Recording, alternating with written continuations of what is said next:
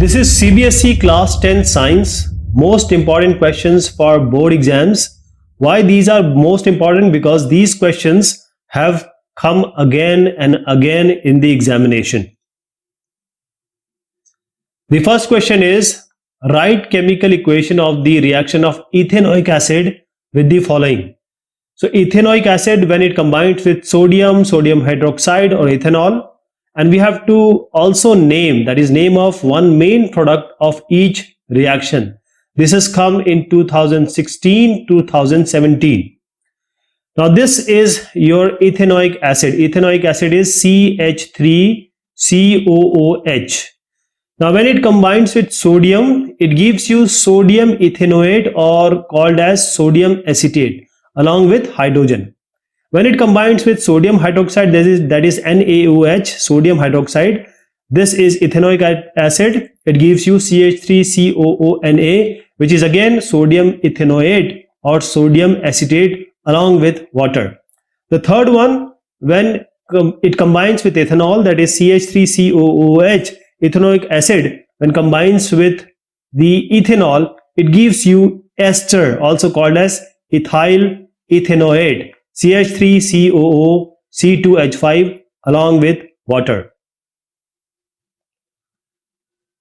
List two reasons for the appearance of variations among the progeny formed by sexual reproduction. This is the first question, then we'll take the other part also, which is the second part. So let us go along with the first part. List two reasons for the appearance of variations among the progeny formed by sexual reproduction. So when there is a sexual reproduction, that is Sambhog Kriya, then what are the two reasons for appearance of variation? Why the progeny or the next generation is having different appearance? So the major reason for this is, you can write like this, the major reason for the appearance of variation among the progeny formed by the sexual reproduction is first the crossing over, which is the process in which the DNA is exchanged between the homologous chromosomes during meiosis, and this causes variation in the progeny. The second is the progeny, that is the upcoming species formed due to sexual reproduction has characteristic from the mother as well as the father. Therefore, because of this, the characteristics differ and they result in the variations. Now the second part is for the plant. Name the part marked A in the diagram. What is this A? This is called the pollen grains. This A is pollen grains. How does A reach part B? How does A reach part B? And this is A reach part B through the process of pollination. There are various ways, method by which the pollination occurs. It can be wind, it can be some insect, it can be some titli, butterfly, etc. This B, what is this B? B is stigma of the carpel. Third is, state the importance of the part C, which is this part. This is a kind of tube that take this stuff inside. So this C is called the pollen tube. This is called as a pollen tube, and it helps in reaching the male gamete from here to this place, which is the egg ovule. Next is, what happens to the part marked D after fertilization is over? This question has repeated in 2014 and 2016. So what happens? This D, this portion, see this portion. Now here D is egg. So after it fertilizes, the egg divides several times and form an embryo within this ovule. How do Mendel's experiments show that traits are inherited independently? It is repeated in 2016, 2017. So this Mendel, he was a scientist. So he first crossed pure tall plants. That is, he took the peas into account. Matar ka paudha. So the dominant traits are shown here and recessive traits are shown here. So when Mendel first crossed pure these tall plants, he found that only tall plants produced in the first generation, that is called F1. Dwarf means long, means this tall long, dwarf means short. No dwarf peas plant were obtained in the first generation of progeny, that is the coming species. When F1 tall plants, that is this one, were self-pollinated, Mendel got tall and dwarf plants in F2 generation, which is 3:1. So this shows that the traits are inherited independently. So this is how the operation occurs. You can have a look here, and if you want to show, you can show like this also. So this is the reason. List 4 stakeholders which may be helpful in the conservation of forest 2016-2015. So the local people living in the villages or near the villages, that is, this is a forest. Those who are living in the vicinity here, these are the stakeholders, that is, they have stake in the forest also, so they will be helpful in conserving the forest. Also, the industrialist who use forest produce as raw material. We know that all the primary activities, they involves either agriculture products or the raw materials from the forest. When we talk about industrialist, we are talking about the secondary activity, and secondary activity is totally dependent on the primary activity, which is the agriculture of forest product. So the industrialists are directly involved with the raw material which is obtained from the forest. Then the wildlife and nature enthusiast, that is those people, those activists who are involved, who are thinking about the forest and the wildlife, they are the stakeholder, along with the forest department of the government, the state government, central government. There is a department which takes care of this forest, and they are also the stakeholder. Now this question is repeated in 2012, 2014, 2015, and also repeated in coming years. So why is sustainable management of natural resources necessary?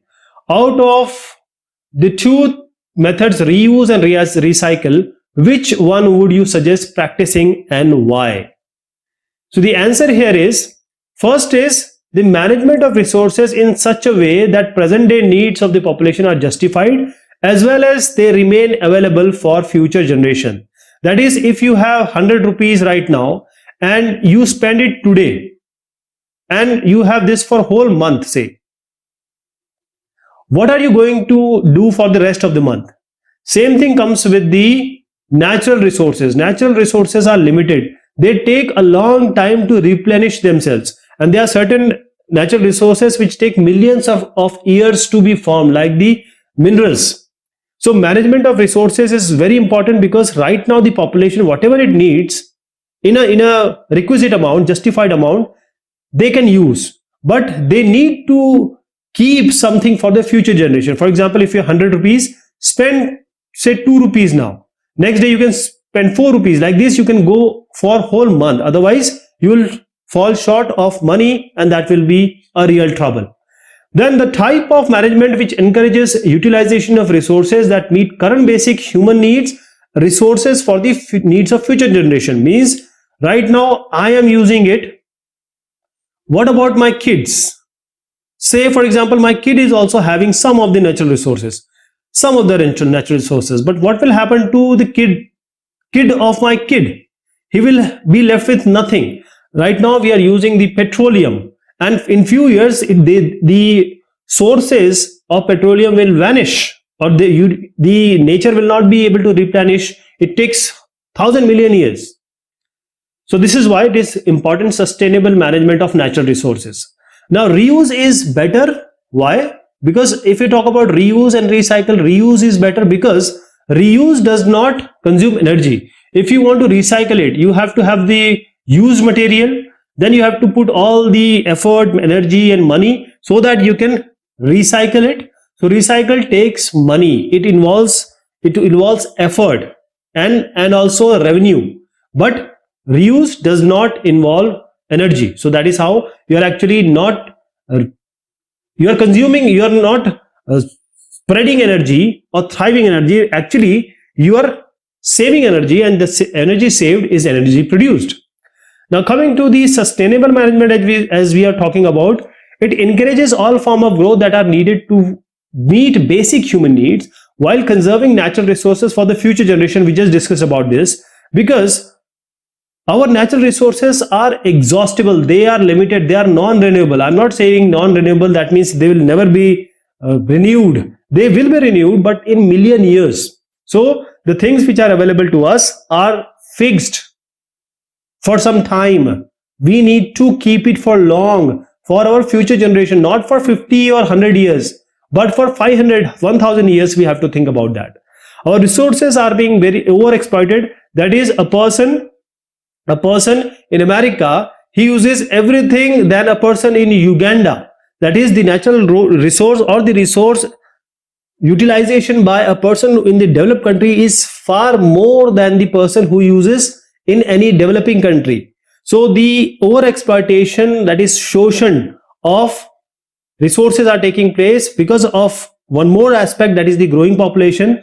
And there is no equitable distribution of resources. As I said, the handful of people, rich people who have money in their pocket, powerful people, they are over exploiting the benefits. That is, just for short-term benefits, gain or fun, they are using it. So it is necessary to have sustainable management. What is homologous series of carbon compounds? Write the molecular formula of two consecutive members of homologous series of aldehydes. State which part of these compounds determine their physical and chemical properties. Now this question is also repeated 2012, 2014 in recent years also. So a homologous series may be defined as the family of organic compounds having the same functional group. So the functional group is same, and the successive, that is the one, then the adjacent one, then the next one, that is the coming one, members of which differ by CH2 unit or 14 mass unit. Two consecutive members of homologous series, this is being asked. So you can, of these aldehydes is CH3CHO and C2H5CHO. A carbon compound is made up of two parts, RF. R is the hydrocarbon part and F is the functional group part. So this R, this is the hydrocarbon part, determines the physical properties of the compound, and this F, functional group, determines the chemical properties of the compounds.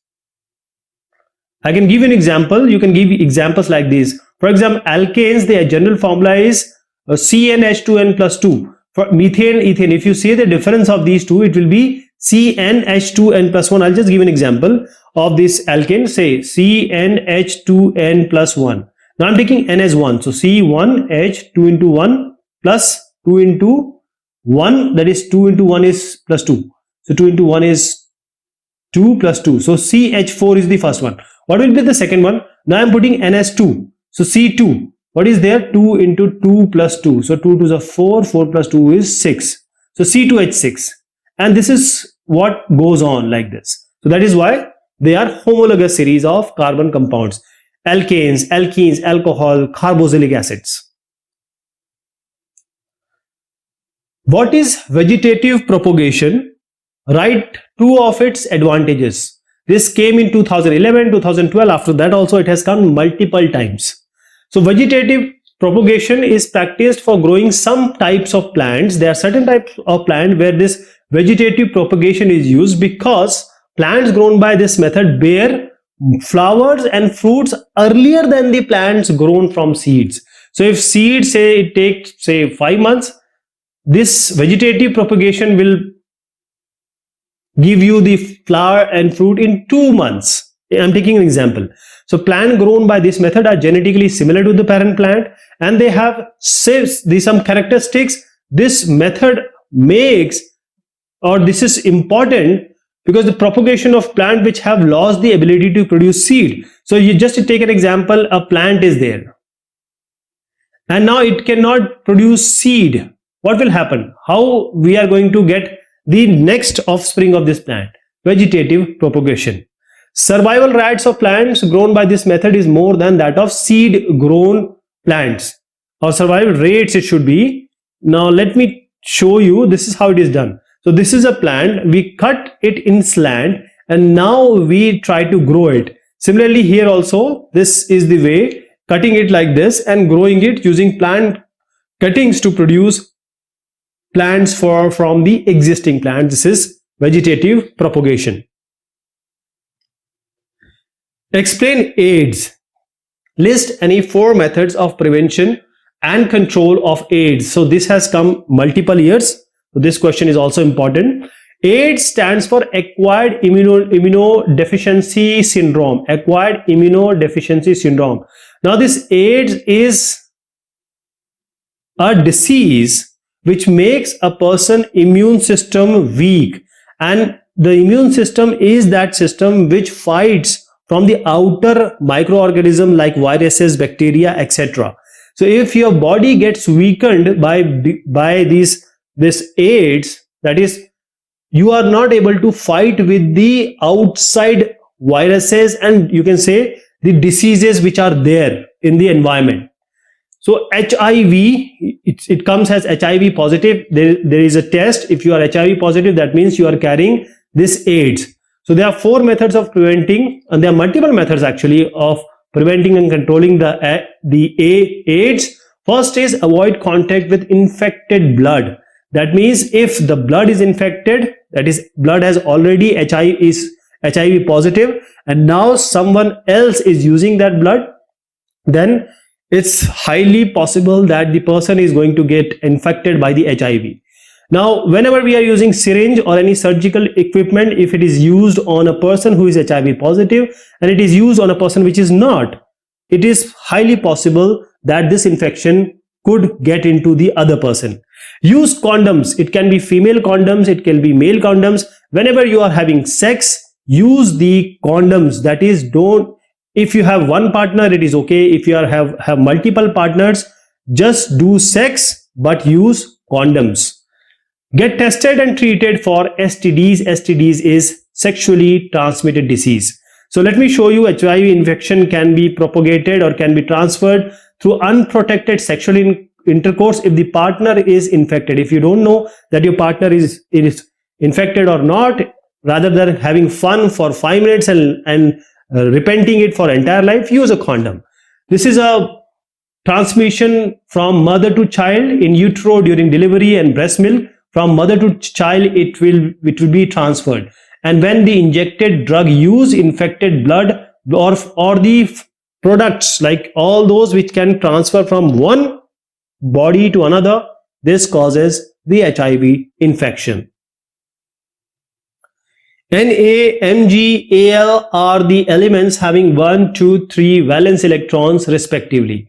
Which of these elements have the largest atomic radius? So we have sodium, magnesium and aluminium. So sodium is the answer for the first part. The reason is the atomic size decreases from left to right due to the increase in the nuclear charge. This is the first explanation. NaMgL, which is the least reactive. So aluminium, Al, is the least reactive. This question is also coming again and again. So the reason is the tendency to lose electron decreases from left to right. That is why aluminium is the least reactive. List and explain in brief 3 methods of contraception. Contraception means if you are having sex or if you had sex and it is possibility that you can be pregnant, what are you going to do? What are the possibilities? So there are 4 methods: mechanical or barrier method, or male or female condoms. This is the best. That is not non-invasive. Just use condom and you can just throw it. Use of hormonal preparations like the oral pills, eye pills, Saheli. There are pills which are effective for 72 hours. That means if you just had sex, then for these 72 years in between you can take this pill. That is, a woman can take pill, girl can take pill, and she'll not be pregnant. Use of loop or copper T, that is IUCD. This is called intrauterine contraceptive device, IUCD or IUD, we call it as intrauterine device.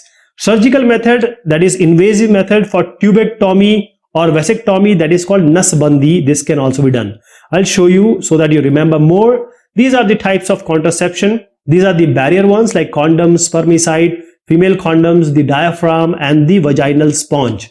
There are hormonal contraceptives, that is, you take it as a pill like this or as an injection. So the pill, the progesterone, only mini pill, the After fill map, the contraceptive patch in different forms, and the contraceptive injection or implant can be there. There is third thing which is called intrauterine contraceptives. It is placed inside the uterus so that this combination of male and female product cannot take place, that can create an embryo. Permanent contraception, just vasectomy, that is nasbandi. The sperm will not come out from the male part. And the tubal ligation, this is for females. List in tabular form the distinguishing factors between acquired traits and inherited traits with one example of each. So this is repeated all these years. Let me give you an example. Your mother and your father. Say your mother has some skin color and your father has some skin color, or he has some brown hairs. Your father has brown hairs and you also have a brown hair. Your mother has some special look of lips and you also have that broad lips or short lips or eyes. So this is what you got from your parents, and this is what you have inherited from your parents. So this is the inherited one. Now once you decide, you are adult, now you decide that okay, I will go for learning guitar. Now you learn the guitar and you are overweight and you decided to walk, run, and then to lose weight. So these two traits or characteristics which you acquired, they are called the acquired traits. They are not the inherited traits. So acquired traits does not bring about any change in the DNA of the germ cell, and it cannot be passed on to the progeny, that is the offspring. That means it has no impact on the evolution. For example, acquiring knowledge, loss of weight, these are the example. And inherited traits or characteristics or features means those you have got from your mother or your father directly, that brings about change in DNA of the germ cell, and it can be passed to the progeny. That means your kid might have the same hair as your father would have, and this is impacting or affecting the direct evolution. For example, your skin color of the eye, these are the examples. We can also, because the question is saying tabular form, so you can form a table also. And these are inherited traits, these are heritable variations, and this produces changes in the reproductive tissues and can be passed to the next generation. For example, the height. While we talk about acquired traits, these are non-heritable, and this produce changes in the non-reproductive tissues. That is, you just get it and you don't transfer it to your, possibly not to your progeny, and it cannot be passed to the next generation. And for example, if you do powerlifting, have some good muscle, that doesn't mean that your kid will also be going to have that. A 4 centimeter tall object is placed perpendicular to the principal axis of convex lens of focal length 24 centimeter. The distance of the object from the lens is 16 centimeter. Find the position, size, and nature of the image being formed using the lens formula. So this is also repeated. Here is an object which is 4 centimeter tall. The object is 4 centimeter tall. Now, this is placed perpendicular to the principal axis of a convex lens of focal length 24 centimeter. So we have a lens and there is a tall object around 4 centimeter, and this is placed to the principal axis. This is principal axis of the convex lens we are talking about, and the focal length of this is 24 centimeter. Now the focal length is plus 24 centimeter we take according to our sign conventions, and the distance of the object from the lens is 16 centimeter. So the distance is 16 centimeter. We take it as u as minus 16 centimeter, and if you take this 16 and 24 and you have to take the modulus. We need to see what is the relationship between them, and we observe that this u 16 centimeter, which is the modulus, that is we are taking the magnitude, 16 is less than 24. This means the object is lying between the focus and the C. That is, the position in this position, the object of the ray from object cannot meet at any point on the other side of the lens, which is also clear from the position of the image. We'll just tell you about the lens formula. V is uf by u plus f. You can write it as 1 by u, 1 by f, what you have learned. But here you have to take minus 16 and f has to be 24, and then we have minus 16 plus 24, that comes to be minus 48. So u was minus 16 and v has come to minus 48. U was minus 16 and we employed this f here. Now this negative sign is showing, this negative sign means that the image will be formed on the same side of the lens where the object is placed. So object is placed here and the image will be formed here. Now what is the linear magnification? We know that the magnification is the V by U or I by O. That is this minus 48 by minus 16, which is coming to be plus 3. And this plus 3 is the magnification. And how about I? If you want to find out I by O is 3. So I can be found out using O into 3, and O is nothing but, initially it was 4 centimeter. 4 into 3, that is going to be 12. So 12 centimeter. And since this M is your positive and M is also greater than 1, that is, the image will be virtual, erect and magnified. What is the function of ozone at the higher level of atmosphere? So ozone layer, or we also call it as the ozone shield. If you see here, this is ozone layer or ozone shield. This is the region of Earth atmosphere. The part is called stratosphere. You know, we have T, S, M, T, E like this, like troposphere, stratosphere, mesosphere, like this it goes. Finally the exosphere. So this is thermosphere. So there is a part of stratosphere where ozone is there, that is the region. So this contains, why it is called as ozone layer or ozone part? Because it contains a very high concentration of O3, that is ozone gas, and in relation to the other parts of the atmosphere. What is the main function or job of this ozone layer? This is to filter the sunlight which is coming, and especially the sun's ultraviolet parabangani kirane, ultraviolet radiation UVB. So actually it is absorbing, or you can say filtering out this UVB radiations which are very harmful. So protecting the earth from its harmful effect, it's very harmful, especially to the people, to the flora and fauna, and plays a key role in regulating also the temperature of the earth atmosphere, without which it wouldn't have been difficult to life forms to survive like us. If this parabangani kirane or ultraviolet rays comes to us directly, we will not be able to, our skin will have all these skin disease, etc. So let me show you with another picture here. So here we have the ozone layer, and here this UVC is 100% absorbed, UVB is 95% absorbed, and UAV 5% it goes. And these are the layering A, B, C, or you can say the Vargikaran classification. And this is somewhat bearable, but this cannot be bared by the living organisms here. And this is how ozone helps us. And the aerosols, chlorofluorocarbon type of thing which we are using, and that is actually spoiling, or scientists have also found a hole in the ozone, especially over the New Zealand area, and that is very terrible and destructive if it grows for the people who are living on this globe. Now this question is coming again and again. Recent years also it has come.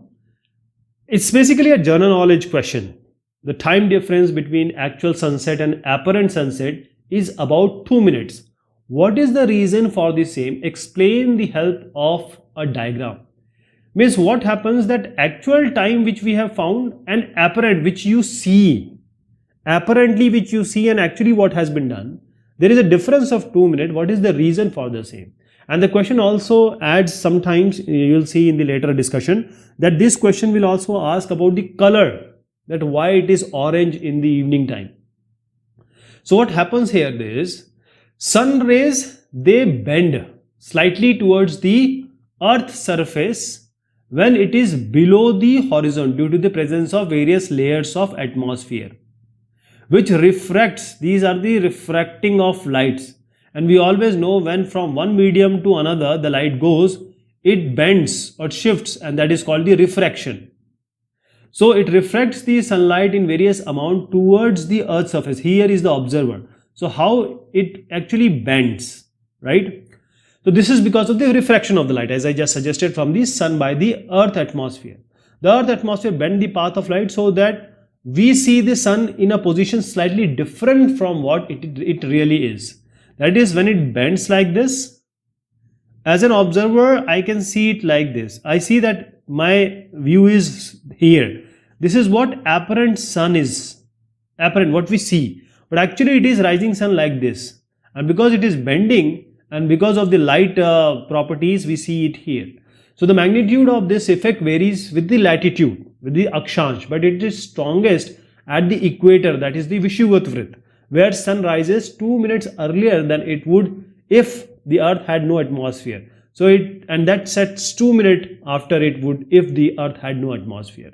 So there are, let me tell you again, this is our earth, and there are different layers here, earth atmosphere layers. Now these all have different density, different properties. So when it comes here, it bends like this. So apparent view is somewhat like this, and here the difference is 2 minutes. So somewhat, realistically it's 2 minutes. Why are forests considered biodiversity hotspots? List 2 ways in which an individual can effectively contribute to the management of forest and wildlife. Let me tell you what is this biodiversity. Biodiversity means, bio means earth, a position in earth where diverse organisms, plant and every other living being lives in harmony. Diverse means vividta, jaiva vividta. So everything which is live and they are different, they live together. There is a place called, and that is called the biodiversity. And why they are hotspot? So because there are large number of life forms and there are range of life forms, like it starts from very small, like bacteria, fungi, nematodes, fern, insects, bird, reptiles, mammals, the gymnosperms, angiosperms. They are found there in the biodiverse area. So a region or a place where large biodiversity of endangered species, where this is very important, endangered species, many of them being highly endemic, that is those are found in that place only, no other place they are found, and such regions being subjected to large scale destruction by us, by the people, by poachers. There are so many reasons. They are designed as hotspots by the ecologists just to save these species and to stop all the things which are being done by the people who are trying to destroy the actual living habitat of these all life forms, large range of life forms. So this is a picture showing the biodiversity hotspots among or around the world. What are the ways? First of all, we don't want the trees to be cut. So there should be strict restriction on trees being cut. And to make people, especially the kids, to make them aware that how this forest and wildlife is important to us. If they are not there, we wouldn't be able to survive. And we shouldn't use the wildlife products like the fur coat. People who are rich, they use the fur of very endangered species animal just to show that okay, they are rich. But all these things, if we stop using it, people will not be making it, and not making it means they will not be killing these animals for their fur and coat, which is very expensive when they come into the market. Now this question is also being repeated. We see eyes in planaria, insects, octopus and vertebrates. Can eyes be grouped together in case of the above mentioned animals to establish a common evolutionary origin? Why? There is one more part. First let me answer the first part. So the eyes which seen in planaria, insect, octopus, vertebrates vary greatly in their structure. So they are quite different. And these organisms can be used for studying evolution of eyes, as the eyes planaria are simple without lens. Insects have compound eyes and vertebrates have highly specialized eyes. However, all of them perform the same function of viewing, seeing, vision. Therefore, a common evolutionary origin can be established. Yes, it can be established. The second part is state one evidence to prove that birds have evolved from reptiles. Bird has come from reptiles. So bird, like reptiles, they have wings. We have seen the wings. So the reptiles also has some commonality between birds and reptiles have some similarity. Although the way the wing are used is different because it was used for providing insulation from cold in case of reptiles, while it is used for flight in case of the bird. This shows that these wings are analogous organs and the reptiles and birds adapted in a similar manner in some hostile conditions. Write the number of vertical columns in the modern periodic table. What are these columns called? This is also repeated again and again. So the vertical columns, if you make a table, always remember these are the columns. When you take these, means this one, these are called rows. So the vertical column in the modern periodic table, these are known as groups. These are known as groups. And there are 18 groups in the modern periodic table. So that is what? The answer is 18 actually. What is meant by biodiversity? So we saw this question just now, but still it is being asked so many times. We are again discussing. So there are certain questions which are going to come again and again. What is meant by biodiversity? List two advantages of conserving forest and wildlife. So biodiversity, Jaib Vividta. This refers to the variety of living organisms present in a given ecosystem. This includes all the marine also, terrestrial organisms also. And the biodiversity, bio means which have life and diversity means they are different. So biodiversity of an area is measured by counting the number of species, different kind of diverse species found in that particular area. Now, what are the advantages of conserving forest and wildlife? While we conserve the forest, that first of all, when we have these trees, so they bind the soil. So they prevent if the water and wind comes, and they want to take this upper layer of the earth crust, it will not be possible because it prevents trees, forests prevent soil erosion and floods. If water also is coming, then these trees are capable enough to stop them. It produces huge amount of raw materials for the industries. All the industries, especially the secondary sector, they are mainly dependent on agriculture products and the products from the forest. Advantages of conserving the wildlife. Why would you want to conserve the wildlife?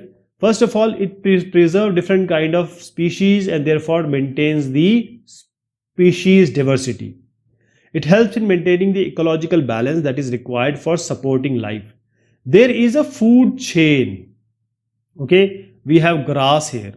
Now this, say some herbivore animal, it eats the grass. Then we have the carnivore. It eats the herbivore. And this goes on and on. This is just, I've taken 3, but there is a long chain here. This is a food chain. So this food chain has been created by our God, if you call it as the nature, Mother Nature. Now this, if we just kill them, herbivores, what will happen to carnivores? They cannot eat the grass. If you kill the carnivores, the herbivores will be so many, they will eat all this stuff and they will be in great population. So there is a kind of check and balance being created by the Mother Nature. So we need to keep or conserve forest and wildlife because we are also the part of this food chain. Write the name and formula of the second member of homologous series having general formula CnH2n plus 2. So CnH2n plus 2. What is the first one? Take n as 1. N equals 1. So it will be C1 plus H2 into 1 plus 2. This will be CH 2 plus 2 4. And now coming to n equals 2. So C2 H2 into 2 plus 2. So C2H4 plus 2 6. C2H6, it's ethane. Write with the help of the label diagram, or you can say, as I said, we will be asking this question: why sun appear reddish at the sunrise and sunset? So when the sun is rising, sun is setting, why is the sun appearing reddish or orangish? Now this is what we have discussed this in the previous question also. This is because of the scattering. So light from the sun near the horizon passes through thick layers of air and longer distance. Most of the blue light and shorter wavelength of light are scattered away by these particles. So light of larger wavelength reaches, therefore it gives the reddish appearance. Now let me explain you what I said. See, now the observer is here, you are standing here. Sun is directly above you. So when this sunlight comes, there is no scattering at all. Now you can see the sun the way it is. But when the sun is here, it has to cross when it is appearing or when it is setting down. Light, when it comes, it is scattered. And what light are scattered? Mostly the blue light, that is the light with the wavelength, that is light with shorter wavelength, blue and etc. They are scattered, so they don't reach here. But the lights which are not scattered and which are of higher wavelength, which are reddish in nature or orangish nature, that is seen here. If I say VIBGYOR, violet, which is somewhat related to blue somewhere here, they will be, because they have shorter wavelength, they will be scattered. But red, because they have higher wavelength, higher lambda, they will be scattered less. So that is how, because of passing of different layers, and these layers have different properties, that is why there is scattering which is happening here. State the laws of refraction of light. Explain the term absolute refractive index of a medium and write an expression to relate it with the speed of light in vacuum. So this has been repeated. So the law of refraction, there are mainly two: the incident ray, the refracted ray, and the normal to the interface of two media at the point of incidence all lie in the same plane. So here is, say, medium A, and here we have, say, medium B, again medium A. So whenever we have the incident light,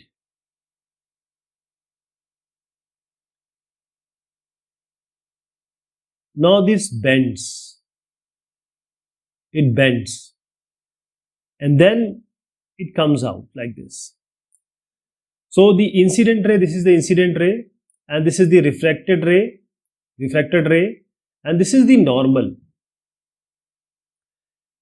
This normal to the interface of these two media A and B, and at the point of incidence, they all lie in the same plane. That is, there is no other plane where any of these will lie.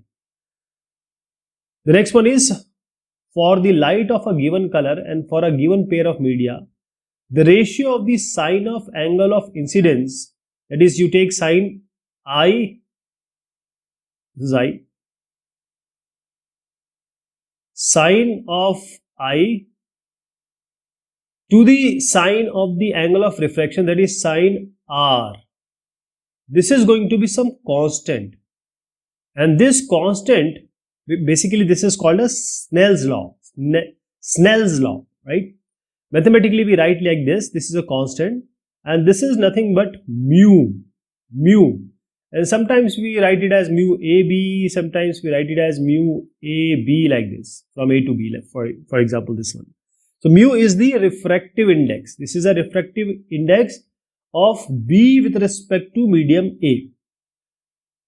So the refractive index of medium with respect to this, we are coming to the second one. So the absolute indices of two media A and B are 2.0 and 1.5 respectively. If the speed of light in medium B is, calculate the speed of light.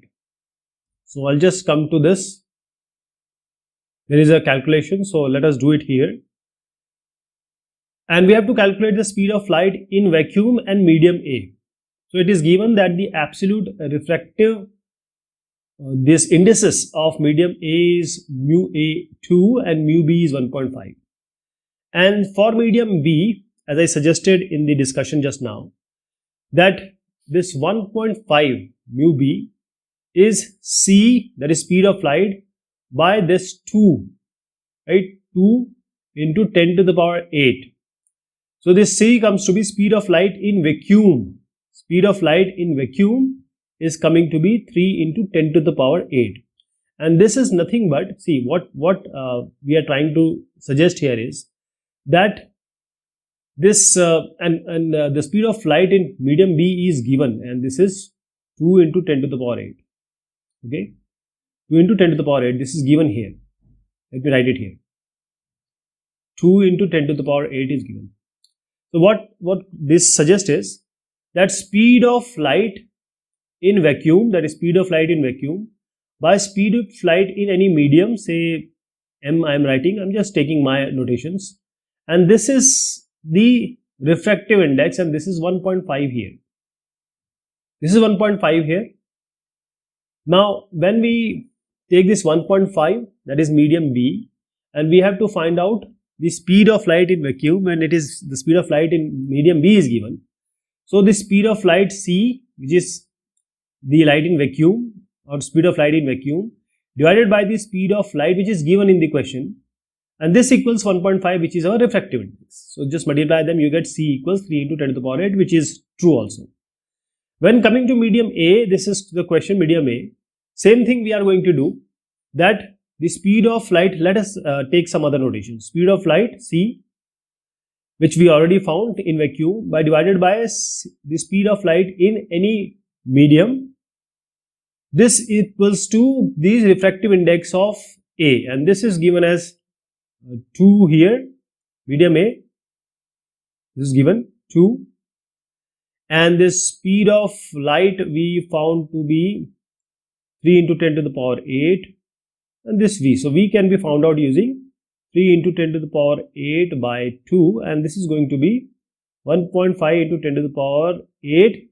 This is the required speed of light in medium A. What is speciation? Speciation. So this is also repeating. See, the speciation, and this word has come from species. The process of formation of one or more species from the existing species is nothing but speciation. And this occurs when the gene pool of a population is somehow reproductively isolated from other sister population of the parent species, and this gene flow no longer occurs between them. Then the population splits into independent species now, which become reproductively isolated from each other. And on the basis of the period taken in speciation, there are two types of mechanism of speciation. One is gradual, one is instantaneous. Gradual can always be divided into allopatric and sympatric. So this is a picture you can put in your answer sheet. Ancestor fringe, this is a natural selection. This has changed. Now it is insect eating. This is type of woodpecker type insect eating and seed eating type of generation. And this is what I was talking about: allopatric, peripatric, parapatric and sympatric. This is the original population, same. Then there was an initial step of speciation. There was a barrier formation. A new niche has entered, and a new niche this has entered, and genetic polymorphism. All these cases I am discussing. Then the evolution of reproductive isolation. This is in isolation. This is again in isolation, and this is adjacent niche within the population inside. And now the new distinct species, after some kind of equilibrium of new ranges, has come up. Why biodegradable and non-biodegradable waste should be discarded in two separate dustbins? So what do we do generally? We have in our house a dustbin, and in this dustbin we have, generally we put some polythene here, black polythene, and we dump anything or any scrap inside this, any waste, whether it be a food waste, whether it be a plastic waste, whether it be dry waste, everything comes inside, and then we keep it outside our house or somebody takes it away. Now what happens is that it has everything. There are certain things which can be recycled, which can be reused, but the food waste, it spoils, and this can be used again in some way as a manure or some there are so many things it can be used. But when you just mix it, it becomes cumbersome, or it becomes virtually impossible to, because somebody is going to do that, impossible to separate them out, the dry waste from the wet waste. So the time and energy required in segregation may be saved if you do it by yourself, and waste may be disposed of quickly, and they may be reused, non-reused, recycled, like this kind of thing. So these are the dry waste and these are the wet waste. So if waste segregation is done properly, it will be beneficial, because the waste, if you go to Delhi, if you see a pahad, your car is like this, and this is a pahad, and this is nothing, this is not a pahad, this is not a mountain, this is actually waste. So it's better always that, जिसे कहते हैं waste निस्तारण, and that prakriya, this thing can only be done properly when you do it yourself by segregating these two. From the following elements, question number 24. From the following elements, beryllium, F, K, Ca, select the element having one electron in the outermost shell. So among these given elements, this one has one electron in the outermost shell. The electronic configuration is like this. 19 it is. So 2, 8, 8, 1, 10, 8, 18 plus 1. This is 19, right? You can see here also there are two ways of answering this. This is the better way. Two elements of the same group. So since we have this element, these two elements, that is beryllium and calcium, and they belong to the same group, group number 2, because they have 2 electrons each in the outermost shells. So electronic configuration of beryllium, as you can see, it is 2, 2, and electronic configuration of this Ca, calcium, is 2, 8, 8, 2. And two elements of the same group we talked about. Write the formula and mention the nature of the compound formed by the union of this K and X. So both element K and X, they have valency 1. So 1 and 1 valency is there. So either KX would be formed or this K and X. So let me just tell you how this works. First of all, the atomic number of element X is given, this X is given 287. Now this 287, that means 7 is the valency. 7 is the valency. So when it is more than 4, we take it as 8 minus 7. So we have 1. 1 as the valency. Now atomic number of K, 19, that is electronic configuration will be what? 2, 8, 8, 1. So the number of valence electron is 1 here, and valency is 1. Here also valency is 1. So the formula of the compound formed when this K and X combine is KX. KX. So there is an example also given here. So this KX is ionic in nature. This is electrovalent compound. Electrovalent compound. What is sustainable management? Why is reuse considered better in comparison to recycle? Sustainable management simply means that you manage the resources, which can be mineral, which can be anything, you can name whatever resources we have. May it be degradable, may it be non-biodegradable or biodegradable, whichever you take.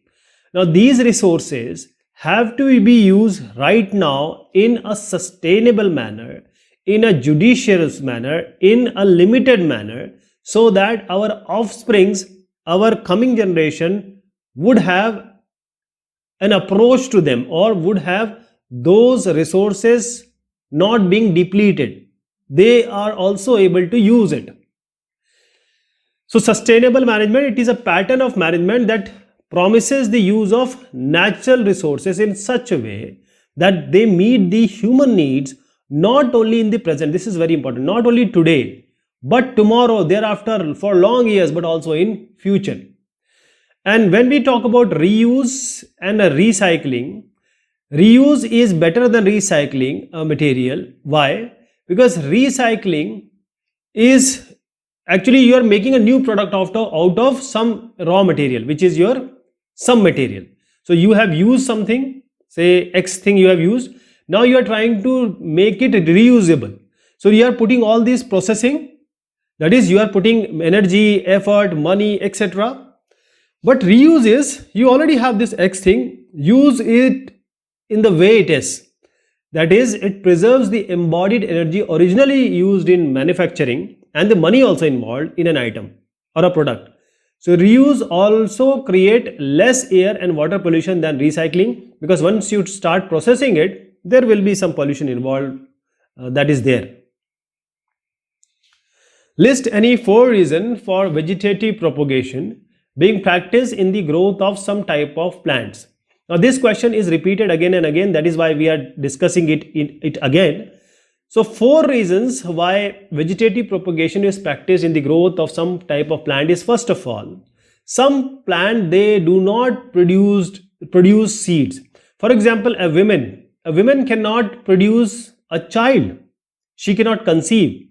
So she can go for IVF, she can go for say surrogacy. So there are some certain method if a woman cannot produce. So same with the plants. Plants are also living beings. So plants who do not produce seed, the best way is to do some IVF kind of thing, which is vegetative propagation. It is cheaper, easier, and a very fast, rapid method. And we want to maintain the character and traits of certain plants. And the plants produced by this method are genetically similar. And it is used in methods, we have certain methods like layering and grafting to grow many plants like the sugarcane, roses or grapes for agriculture purposes also and for commercial purposes also. I'll show you the diagram also. So this is how we have the parent, and this grows up like this root develops. This is a new formation of plant, and what we are suggesting here is the plant reproduction, vegetative propagation.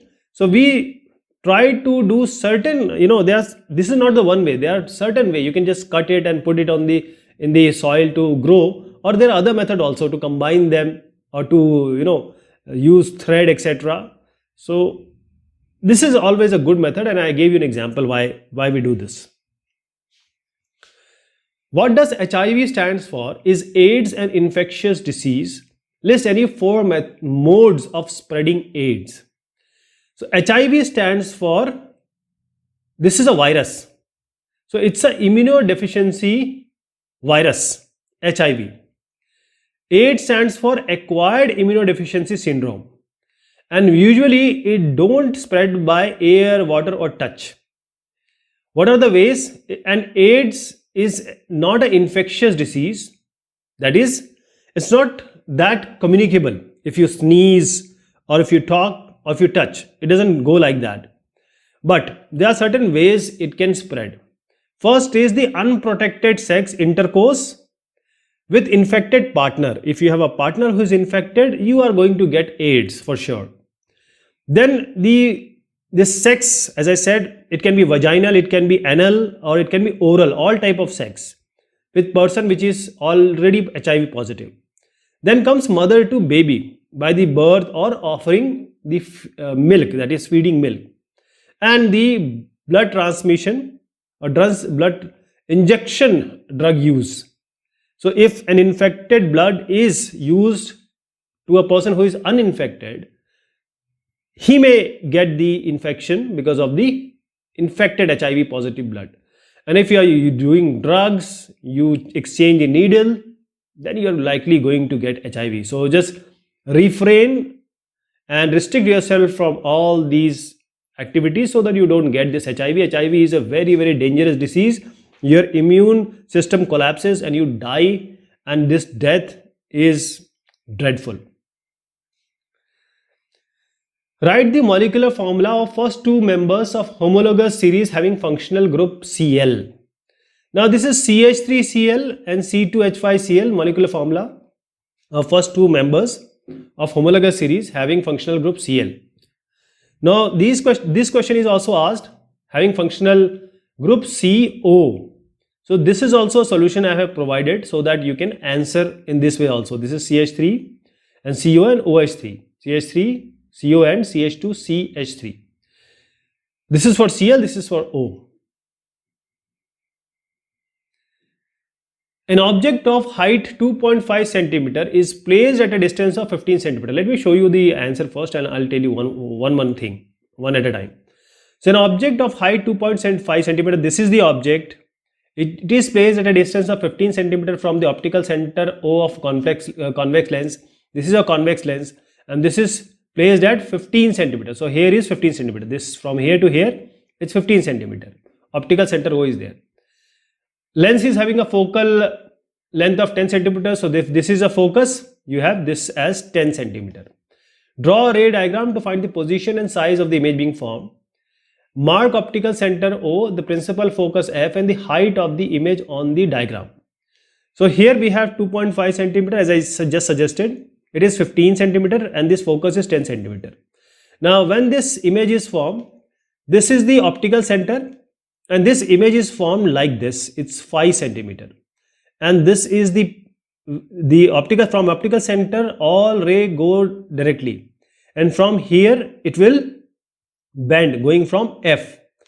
All goes from to F. And when they combine, it forms image of 5 centimeter. And this is at a distance of 30 centimeter. The size of the image formed is 5 centimeter beyond the 2F. Okay. An object of 4 centimeter. Now these questions are almost similar, so let me just go by that. So an object of height 4 centimeter, this is 4 centimeter object, is placed at a distance of 30 centimeter. So this is 30 centimeter. Now I am talking about this. So here we have from here to here the distance is being shown. From here to here it is 4 centimeter. Now this is 30 centimeter from the optical center O of a convex lens. Of focal length, this is 20. So we have to draw a ray diagram to find the position and size of the image being formed. Now I would go back and try to show you that how this has come, how this 30 centimeter has come, and I want you to do this because I am going to explain the same question, exactly same question here. So I am going to use this formula and I want you to use this formula to find in the previous question. So here, draw a ray diagram. This is what the position and size of the image being formed. We have to mark this O and F also. Also find the approximate ratio of the size of the image to the size of the object. So this has come time and again. So let me take you to the diagram again. This is your convex lens. This height is 4 centimeter. This is the object. It is 30 centimeter from here. The F is given as 20 centimeter. Now how did we get this 60 centimeter as we got 30 centimeter in the earlier question? And how did we come to this 8 centimeter? So we'll use the formula. See, U is here. So you take is minus 30 by the sign convention. The F is always taken positive. So F is 20 here for the convex lens. So we'll use 1 by F equals 1 by V minus 1 by U. Here we find V as 60. So this V is 60 here. What about the magnification? We know that M is the magnification formula is M equals V by U. That is the height of the image by height of the object. Now this V by U we know. This is 60, this is minus 30. 60 by minus 30, height of image we don't know, but we know the height of object is 4 centimeter. Here height of the image will be minus 8 centimeter. Now we need to see the negative sign also. The negative sign shows that the image formed is inverted and it is real. And the ratio of the size of the image to the size of the object, that is, this has 8, this has 4, 8 by 4 is 2. Now I would encourage you to do the same for this one, right? Same formula you are going to, because this is OR. Either that will come or this will come. So you have to use this formula and try to solve that also. Draw a ray diagram to show the formation of image of an object placed between infinity and the optical center of a concave lens. A concave lens of, so first let us take the first part first, then we'll go to the B1. So we have to draw a ray diagram to show the formation of an image placed between infinity and the optical center of the concave lens. So this is a concave lens. Let me show you here. So this is the formation of the image. This is the formation of the image of an object which is placed between infinity and the optical center. Optical center and infinity, here is an object. This is the optical center of a concave lens. So the image will be obtained in between the optical center and focus. This is focus, this is optical center. Here it will be formed. And the nature of the image form will be virtual, erect and smaller in size. That is diminished in the size. So how does it go? See, there is always a line through optical center which goes directly, and there is a line here which bends, and this bending is we assume it to be coming from the focus F. So when this line and this line intersect, this is the image being formed. Now let us come to the second part. A concave lens of focal length 15 cm forms an image of 10 cm from the lens. We have to calculate the distance of the object from the lens, the magnification of the image formed, and the nature of the image being formed. So you always have a formula. We have to use the conventions also, sign conventions also. So this is focal length of concave lens F minus 15 cm. Image distance is minus 10 cm. We use this formula 1 by F, 1 by V minus 1 by U. Here we get U as minus 30 cm. Magnification is the ratio of the size of the image to the size of the object. So M is V by U. You use the sign also, 10 by 30. So M will be 1 by 3. And since this magnification, as you can see, it is positive and it is less than 1. 1 by 3 is less than 1. So the image formed will be erect and diminished, smaller in size. Draw a ray diagram to explain the term angle of deviation. So here is medium 1 and this is some prism or triangle, or you can take any object. So it's a medium number 2. Again, this is medium number 1. So what is happening here is this is our incident ray. This incident ray, when it changes the medium, it bends. Now when it bends, when it again re-emerges to the same medium, it again bends because of the difference of the refractive indexes. This we have extended, this also we have extended backward. Now where this intersect, this angle is the angle of deviation. This angle is the angle of deviation. Emergent ray bends at an angle of direction to the direction of the incident ray, and the angle between them is known as angle of deviation. Now I'll take the next one. Why do the component colors of incident white light splits into spectrum while passing through a glass prism? Explain.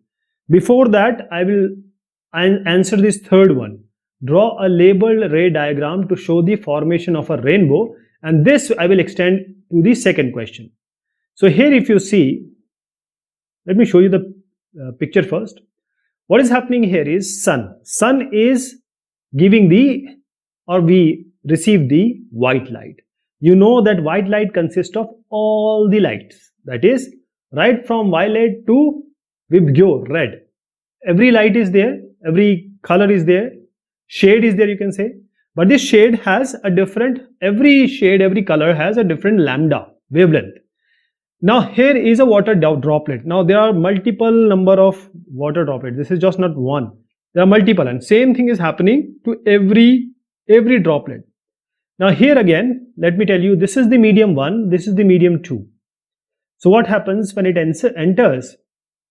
Here is at B point there is a refraction, and because of the formation of this droplet there is a dispersion also.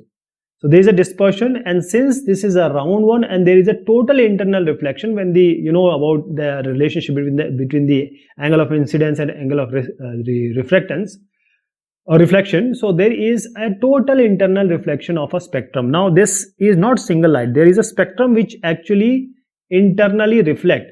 Now when it comes out of this medium to this medium, it reaches the observer, that is you and me, and we are able to see the red light, white light, violet light, and all other in between. That is why how we are able to see the rainbow in the sky.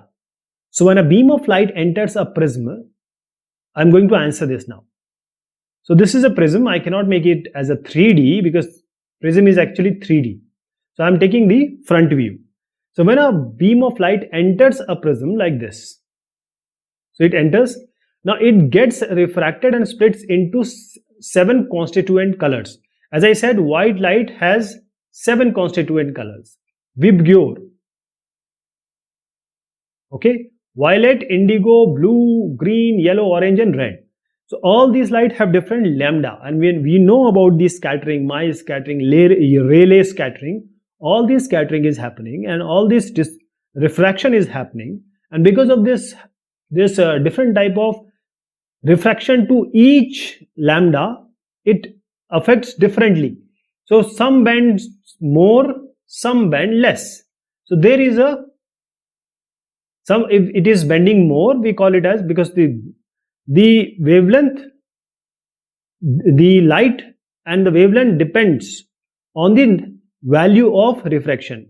So whichever bends more, and as I can tell you that violet bends the more and then red bends the less.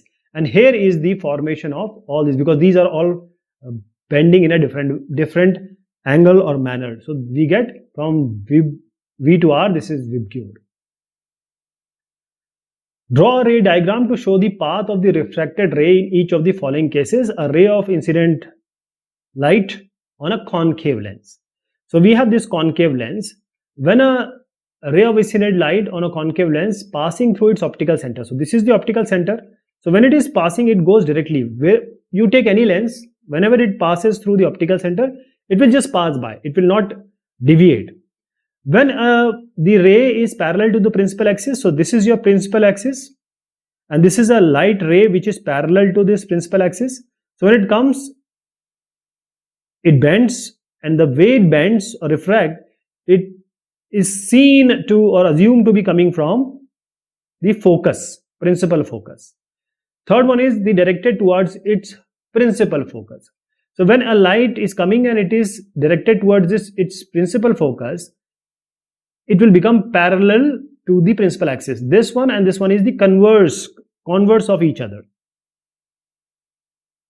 A person cannot read newspaper placed nearer than 50 centimeters from his eye. Name the defect of vision he is suffering from. Draw a ray diagram to illustrate this defect. List its 2 possible causes. Draw a ray diagram to show how this defect may be corrected using a lens of appropriate focal length.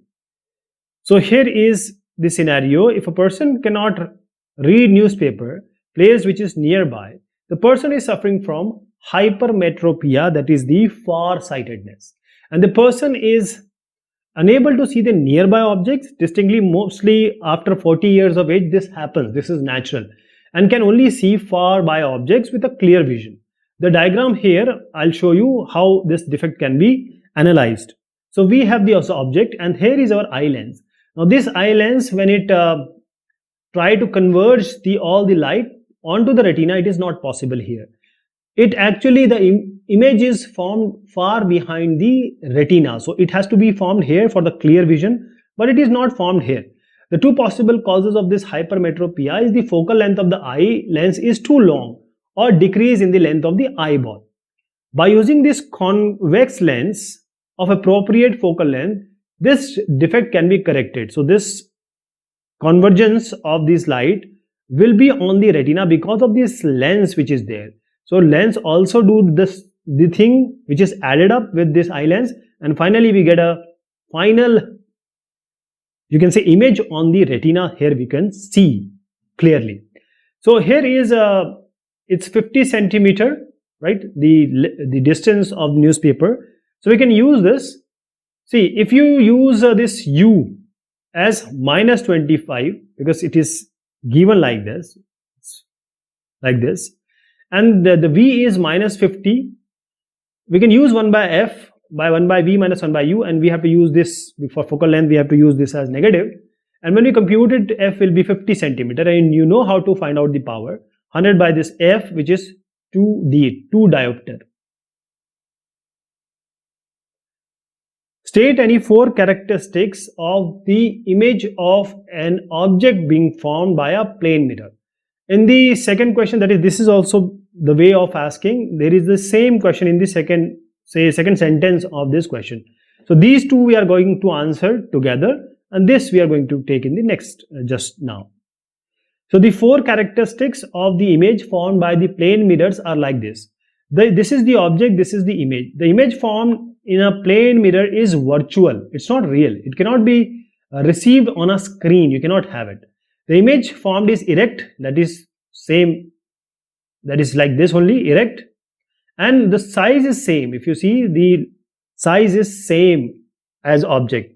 The image formed is at a distance behind the mirror as the object is in the front of the mirror. So this distance are same. This and this are same.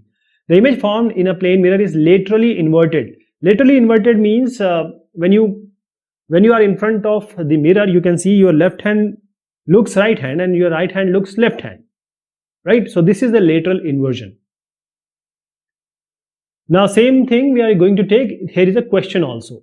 So object is placed at a distance of 30 centimeters. So we are taking it the distance as 30 centimeter in front of a convex mirror of focal length 15 centimeters. So we are taking focal length as 15 centimeter.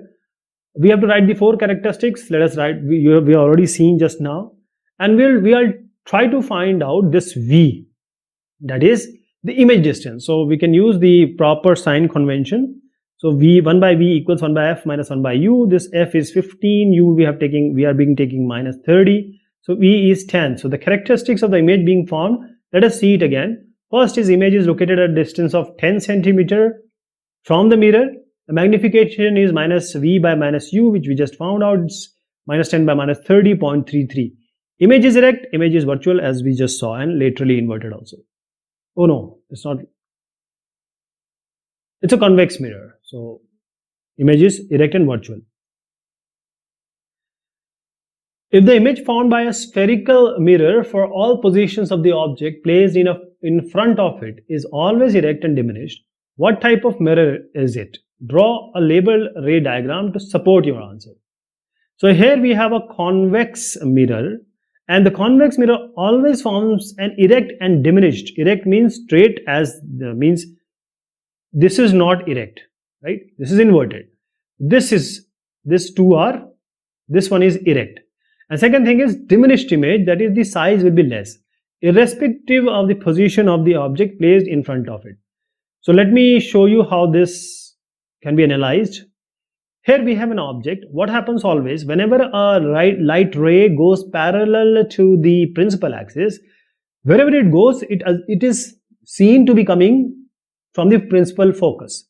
So this is focus, so we extended it, and whenever a line is passing through the center of curvature, it goes straight, comes back like this. So it goes straight.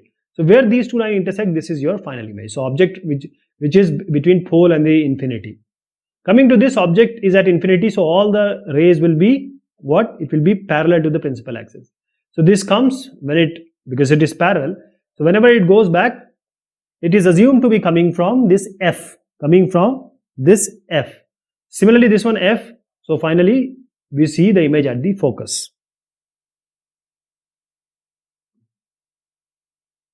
State the type of mirror used for headlights and rear view mirror in cars and motorcycle. Give reason to justify your answer in each case.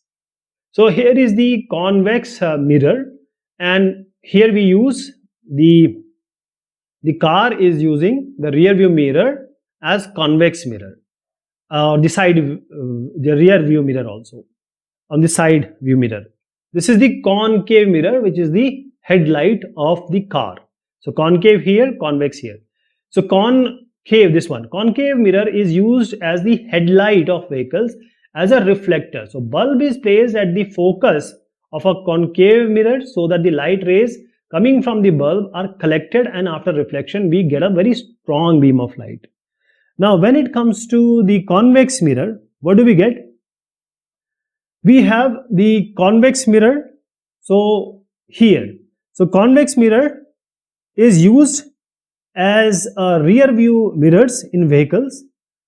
The other vehicles are always beyond the 2f of convex lens, so we get a diminished and erect image of other vehicle on lens. Hence the lens gives a larger view, field of view, so you can see the larger view here also to the driver, and we can see more vehicles in the lens. Mention the type of mirrors used as the rear view mirrors and the shaving mirrors. List 2 reasons to justify your answers in each case. So these are the rear view mirror of vehicles, as we just saw, and this is also, shop security cam. It may be asked, it is not asked here, but shop security mirrors also, the traffic mirrors are also like this. So the rear view mirrors are convex mirrors and the shaving mirrors are concave mirrors. Rear view mirrors are convex mirror, the reason being they produce virtual and erect image of the objects, and they have a wider field of view as they are curved outwards like this. And the shaving mirrors, it's not shown here, but those people who shave, they know very well. They use concave mirror. The image formed is magnified so as to see the details of the object clearly. When you are shaving, you need to see the detail. The image formed is virtual erect when the object is placed close to the mirror. In the following ray diagram, the correctly marked angle R. So what all angles are? Let us see. So this is I, incidence, this is emergence, this is D, which is the deviation angle, and this is the R, this is the R. So let us see what it is. See, first of all, this R, the angle of, let us go to the diagram first. See, the angle between this normal and the incident ray is the angle of incidence. The angle between the normal and the emergent ray is the angle of emergence. And the correctly marked angle are like this: E, I, D and R. So R, A, D all are okay. So you can just answer this D1. After tracing the path of a ray of light through a prism, a student marked the angle of incidence, angle of refraction, an angle of emergence and the angle of deviation, which we see in the diagram. The correctly marked angles are what? So if you see this I, this D go up and this R goes down, as we just saw in the previous question. So if you can see here, the answer is B actually, right? So you have to, only I and E are correct. If you see here, only I and E are correct. R and D are actually have changed places. D should be here, R should be here. So this PE, this is the incident ray. This EF is the refracted ray. FS is the emergent ray. This angle 1 is the angle of incidence. Angle R is the angle of refraction. Angle E, this one is the angle of emergence. And this angle D is the angle of deviation. And angle A, of course, is the angle of the prism. After tracing the path of rays of light through a glass slab, let me show you the glass slab first. Okay. You need to concentrate here. We will be discussing this.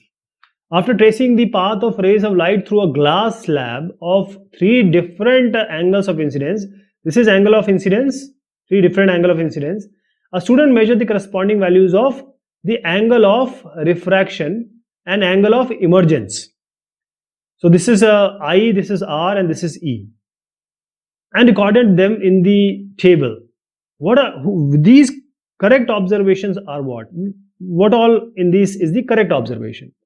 So let me tell you first of all that this D is the correct one. First, second and third. Why? First, second, third is okay. This is the angle of incidence. It can be I. Now coming to this R, I and R, this is the refracted angle, and then we go, it comes out again. So this is I, this is E, and this is IE R, this R is equal to this R. Now, what do you see here? For a light passing through a glass slab, there are certain conditions which should hold true. The angle of incidence should be equal to the angle of emergence. This is 30, that is 30 if you see here, right? And then also the angle of refraction increases with the increase in the incident angle. So what are the observations which satisfy these conditions? For a light ray passing through a glass slab, angle E has to be equal or equivalent, almost equivalent like this. And angle R should be, this angle R should be less than I. Also, angle of refraction increases with the increase in the incident angle. So what are the possibilities here? If you see, this is the first observation. So it is 30 and 31. So it's 30, 31 almost same, you can say. And this one 50, 49 is almost equivalent. 40, 40 it's equal. So these are equal. And one more condition is there, as I said, the R should be less than I. So this is less than this one, 31 is less than 50. So all these three conditions are true. After tracing the path of a ray of light passing through a rectangular glass slab for 4 different values of the angle of incidence, a student reported his observation in a tabular form as given below. So we have to find out the best observation. So if you see here, for the best observation, while performing this refraction through the glass slab experiment, there are certain things we need to consider. First thing is, the angle of incidence should be equal or nearly equal to the angle of emergence. And the angle of incidence must be always greater than the angle of refraction. If you see here, all of them almost follow. These are equal, almost equal, and these are less than, R is less than 30, or you can say 30 is greater than 19, 40 is greater than 28, 50 is greater than 36, 60 is greater than 40, right? Now, what is the best one? If you see, this is the refractive index of glass, and we know it is 1.5. We know that the refractive index of glass is 1.5. If you take the first one, that is the mu is computed, or mu refractive index is computed by sin I by sin R. What is sin I here? Sin 30. What is sin I? Sin R, that is sin 19. If you take sin 30 by sin 19, that is this observation, you get 1.5, around 1.5. So this is the best observation. Answer is first one. Study the following diagrams in which the path of a ray, light passing through a glass prism as traced by 4 students PQR, and which one is the correct? Which one is the correct one? So this one is absolutely correct one. If you see, we have seen a question like this just now. So here, these are different mediums, so it will bend. Again, it will go straight in the same medium. Again, the medium changes, so it bends. So this is the final trace, you can say. And this is the correct trace. So the ray of light, when incident on a glass prism, passes through the medium and then suffers bending of light, which is correctly depicted in this figure, which is our Q, away from the normal. Now same question with inverted. This just has been inverted. If you invert it, it will be exactly like this. Means just upturn this, it will be exactly like this. So while performing the experiment to trace the path of a ray passing through a glass prism, 4 students marked the incident ray and the emergent ray in their diagrams in the manner shown below. Which one is the correct one? So this C is the correct one. As you see here, when light goes from rarer medium to the denser medium, it bends towards the normal, and here is the normal. The light bends away from the normal when it goes from the denser medium to the rarer medium. the condition, this third fulfill, right? This is the fulfilling one. A student traces the path of a ray of white light through a rectangular glass slab and marks the angle of incidence I, refraction R, and emergence E. Which angles or angle has not marked correctly? So here it is I, it is R, it is E. So if you see here, this C1, what is the problem here? The angle of incidence and angle of emergence have not been marked correctly. They will be marked like this. Okay.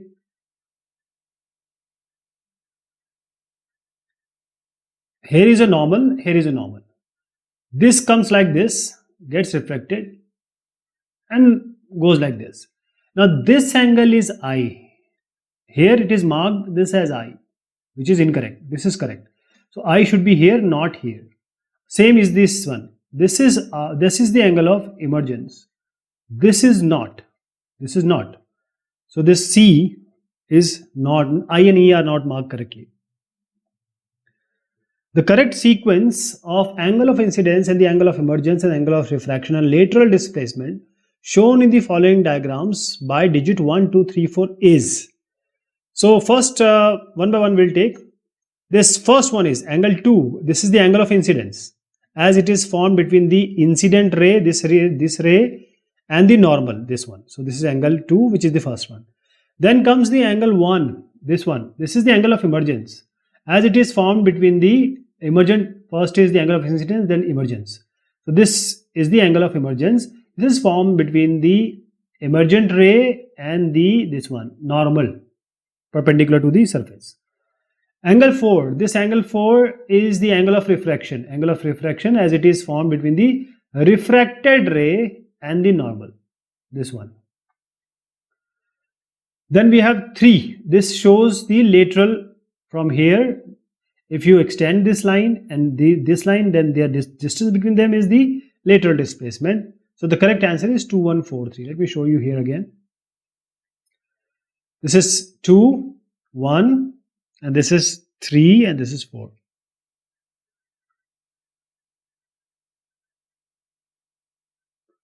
A student focused the sun rays using an optical device X on a screen as shown. From this it may be concluded that the device X is, what is the device X? If we have some device, I don't know what device it is, and if it is converging, which is coming from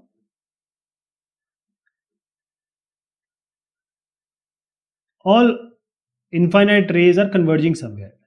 So you can see it, this is 20 centimeter.